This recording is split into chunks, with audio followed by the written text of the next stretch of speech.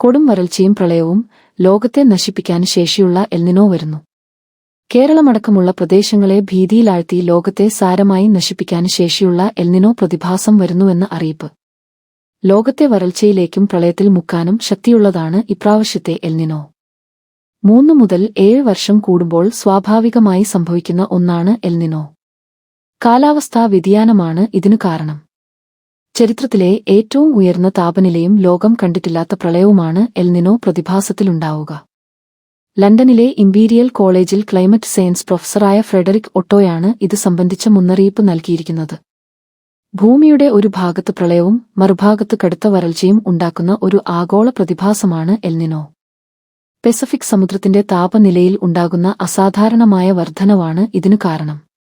കിഴക്കൻ സമുദ്രപ്രദേശത്ത് പ്രത്യക്ഷപ്പെട്ട് ക്രമേണ ആഗോളതലത്തിൽ പ്രത്യാഘാതം സൃഷ്ടിക്കാൻ കഴിവുള്ള പ്രതിഭാസമാണിത്. 15 മാസത്തോളം ദുരിതം വിതയ്ക്കാന് എൽനിനോയ്ക്കാകും. എൽനിനോ ഏറ്റവും കൂടുതൽ ബാധിക്കുന്നത് ഇന്ത്യയാണ്.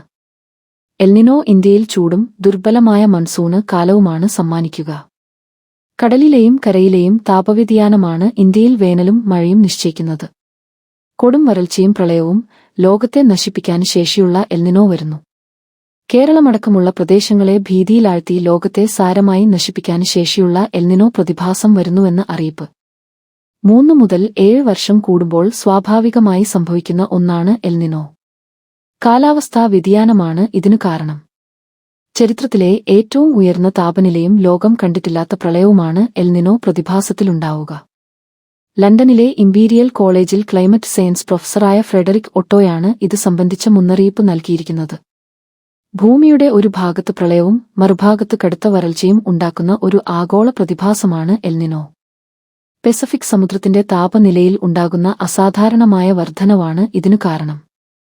കിഴക്കൻ സമുദ്രപ്രദേശത്ത് പ്രത്യക്ഷപ്പെട്ട് ക്രമേണ ആഗോളതലത്തിൽ പ്രത്യാഘാതം സൃഷ്ടിക്കാൻ കഴിവുള്ള പ്രതിഭാസമാണിത്. 15 മാസത്തോളം ദുരിതം വിതയ്ക്കാന് എൽനിനോയ്ക്കാകും. എൽനിനോ ഏറ്റവും കൂടുതൽ ബാധിക്കുന്നത് ഇന്ത്യയാണ്. എൽനിനോ ഇന്ത്യയിൽ ചൂടും ദുർബലമായ മൺസൂണ് കാലവുമാണ് സമ്മാനിക്കുക.